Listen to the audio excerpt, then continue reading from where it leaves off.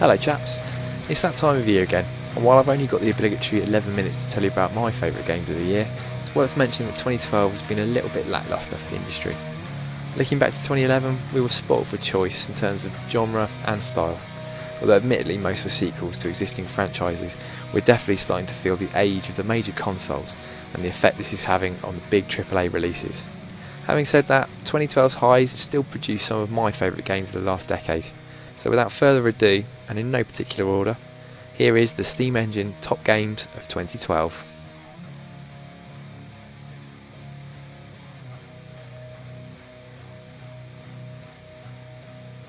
A new year, a new FIFA. And despite not being the world's biggest football fan, I love this latest incarnation of the world's greatest football sim. Yeah, it's basically the same as 2012 with the odd gameplay tweak here and there, but I can honestly say playing the pro mode online with a group of friends is one of the most enjoyable experiences I've had all year. Just a pity you can't make the pair look like the orangutans possible in 2012. One negative worth mentioning, however, is the appalling menu system, which I swear they're trying to make more complicated and incomprehensible with each iteration. Despite all that, it's a more fun game of football than Pro Evo, though many argue a less realistic one.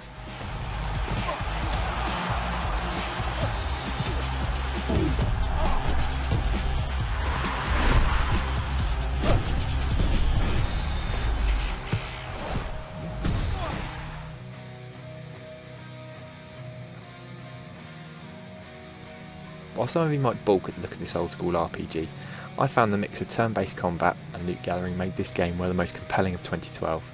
It's not going to win any awards for visuals, but with a solid storyline and one of those just 5 more minutes design aesthetics, this game claimed hours of my time this year. It's also a snip at only $6.99 on Steam right now, and provides a decent alternative to Baldur's Gate Enhanced Edition, which also came out late this year.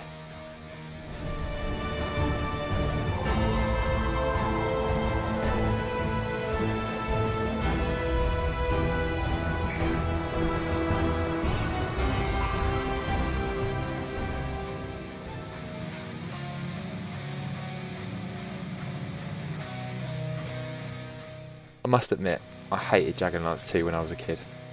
Admittedly, I wanted to love it, but as a child in 1999, it was just too complex and unwieldy the first time round. Fast forward to 2012, and Back in Action got the squad-based tactical top-down shooter juices flowing again. So much so I went back and played the original as well, and to be honest, played the crap out of both. It does have its issues and isn't really turn-based anymore, but the feeling of setting up an ambush and storming a building with your band of mercs still scratches an itch I've had since playing Fallout Tactics, the original XCOM, and the brilliant Silent Storm back in the early 2000s.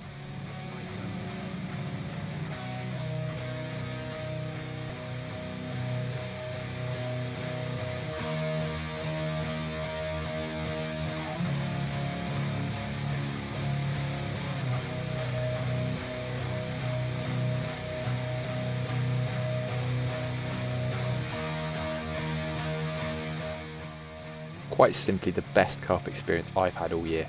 With 3 friends, I played through the campaign in a week, marking targets with man-portable UAVs, whapping on the digital camo, and smoking tangos with guns you build from scratch. It was more fun really than should be legal. Again, it definitely has issues, but if you've got a couple of mates who know their Rogers from their Davids, you will definitely have fun here, sneaking and blasting to your heart's content. In terms of multiplayer though, I think you're going to struggle to get a game anymore considering the way gamers abandon these type of shooters months after launch.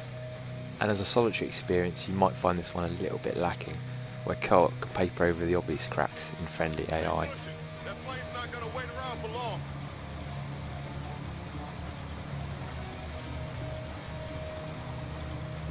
Lead repositioning. There's another hostile. 9 o'clock. Dropped him. Camo's up.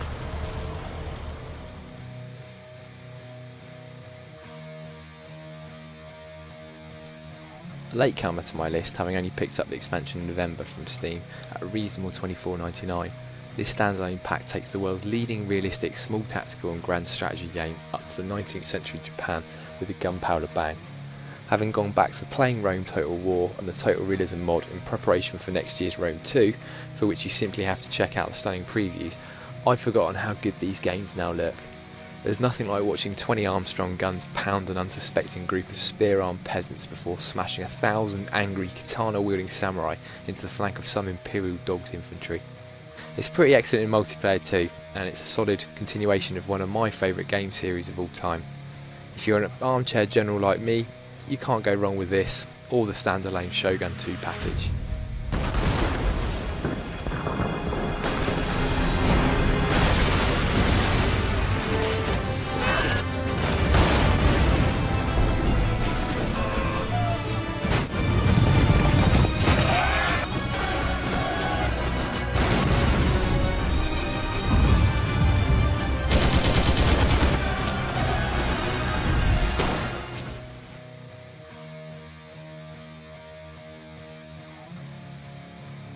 Probably my favourite stealth map since the original Deus Ex and Thief games.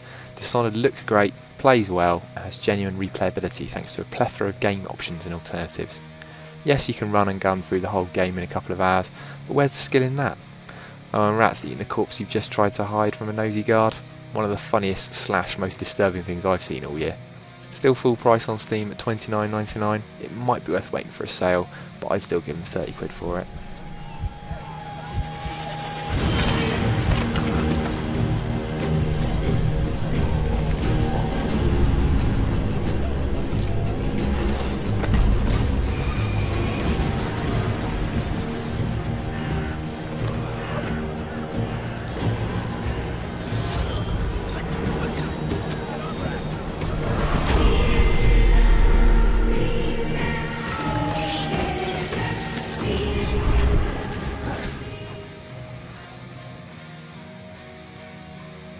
A simply beautiful game that, again, you can take your time stealthing up or rampaging through.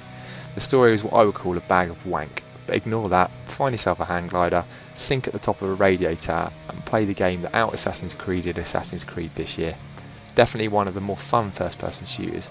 It definitely doesn't take itself too seriously and is far easier to get your head round than 2, which at times became a bit of a slog.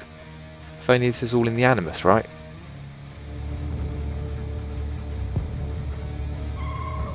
Swim a storm, but to sunbathe on a beach with pirates, insanity. They torture, they murder, they have no remorse.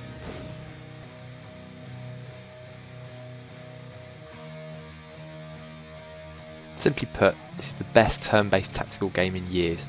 I loved every minute of my time with XCOM this autumn.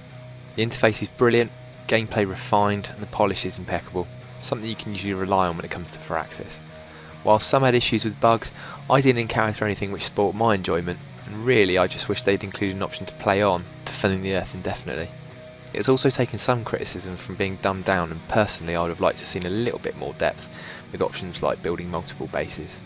This seems likely in future expansions, and I can only hope the success of this title encourages more games in the genre. It's also rock hard and provides the kind of challenge I haven't seen since Dark Souls or the original. Now, if only I could keep my troops alive long enough to form meaningful attachments. Also, if you fancy even more in this vein, give the alpha version of Xenonauts a try. The invaders thus far have failed. Their only purpose seems to be destruction and chaos. One fact is quite clear: the militaries of the world are severely outgunned. In the absence of a miracle, this could very well mean the end of civilization as we know it.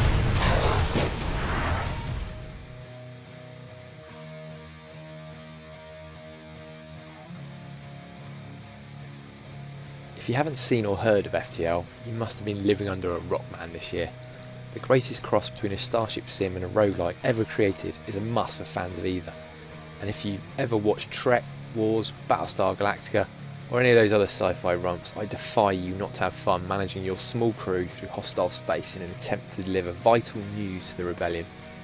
Play on normal and go with the flow.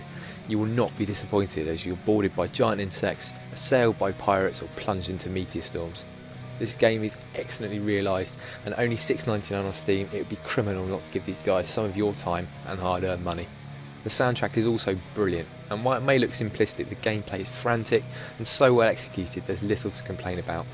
My game of 2012, and one I know I'll be coming back to for ages yet.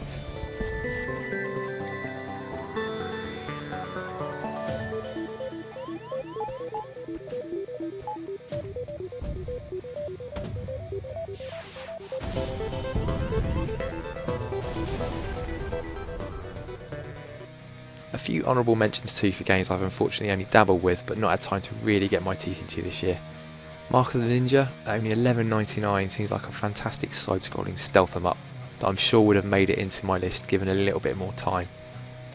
Hotline Miami, the ultra-violent, stylish puzzle slash 'em up with an awesome soundtrack and psychedelic visuals. Don't Starve, the self-proclaimed survival puzzler that's making big waves in the industry despite only being in beta. And lastly, Hitman Absolution, another great stealth game that I just haven't had time to get to grips with yet. All of these and many more to be played on Steam Engine coming soon in 2013.